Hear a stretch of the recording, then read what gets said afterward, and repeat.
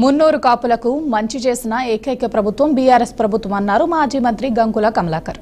ఏ government చెయ్యని పని కేసీఆర్ ప్రభుత్వం చేసిందన్నారు. మున్నూరు కాపు సంఘం కోసం స్థలం ఎంతమందిని అడిగినా ఇవ్వలేదు. అలాంటిది కేసీఆర్ హయాంలో కోకాపేటలో 5 ఎకరాల స్థలం ఇచ్చి తమ కులాన్ని గౌరవించారని అన్నారు. అలాంటి పార్టీని జూబ్లీహిల్స్ లో గెలిపించుకోవటం తమ ధర్మం అన్నారు. ఎక్కడ ఏ అవకాశం వచ్చినా మున్నూరు కాపులకు పెద్దపేట వేసింది ఈ రోజు టీఆర్ఎస్ ప్రభుత్వం, టీఆర్ఎస్ పార్టీ. మరి ఆ పార్టీని కడుపులో కూర్చునే బాధ్యత మనదా కాదా?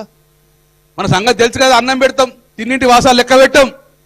ఒక్కసారి మనకు అవకాశం ఇస్తే జీవితాంతం కూడా కడుపులో పెట్టుకొని చూసుకుంటాం. జీవితాంతం మనకు ఒక అవకాశం ఇస్తే జీవితాంతం కడుపులో పెట్టుకొని చూస్తే నార్తలు ఇచ్చుకుంటే కూర్చుంటాం మనం, దివనార్తలు ఇచ్చుకుంటే కూర్చుంటాం మనం. శాపం పెట్టాం మనం. మరి ఏదో కడుపు నిండి అన్నం పెట్టినా, మన కుటుంబానికి అన్నం పెట్టినా ఈ పార్టీకి అండగా ఉండాల్సిన బాధ్యత మా మీద ఉన్నది. మా మీద ఒత్తులు వచ్చినాయి, చాలా ఒత్తులు వచ్చినాయి, బెదిరింపులు వచ్చినాయి మా అందరికి. కానీ ఒకటి చెప్పినాం, మేము తప్పు చేస్తే మా కమ్యూనిటీకే చెడ్డ పేరు వస్తాయి కాబట్టి మేము తప్పు చేయమని చెప్పేసి స్టాండ్గా నిలబడ్డాం మీ పార్టీ కోసం, ప్రభుత్వం కోసం. అందుకే మా సోదరులారా, వినయపూర్వకంగా మీకు నమస్కారం చెప్తున్నాను. ఒక్క ఓటు కారిపోవద్దు, ఒక్క ఓటు కారిపోవద్దు, ఒక్క ఓటు కారిపోవద్దు. ఈరోజు రెండు సంవత్సరాలు వచ్చింది, భయభ్రాంతకు గురి చేస్తుంది కాంగ్రెస్ ప్రభుత్వం, భయభ్రాంతకు గురి చేస్తుంది.